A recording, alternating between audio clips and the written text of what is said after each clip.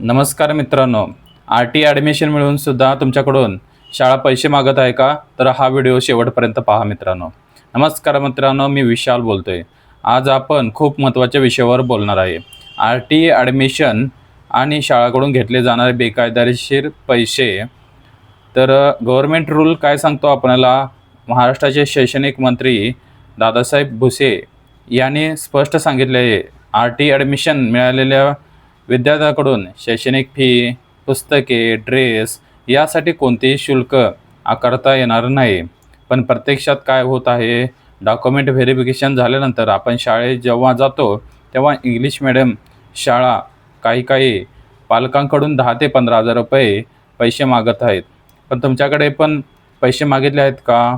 जर मागितले असेल तर कमेंटमध्ये नक्कीच सांगा. त्याचा अनुभव इतर पालकांना मदत करेल.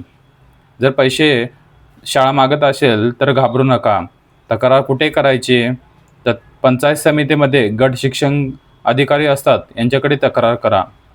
जर तक्रार करूनही प्रश्न सुटत नसेल तर आपण सर्व पालकांनी एकत्र येऊन RT आवाज उठवला हवा. हा व्हिडिओ जास्तीत जास्त लोकांकडे शेअर करा. पालकांना शेअर करा. लाईक करा, सबस्क्राईब करा.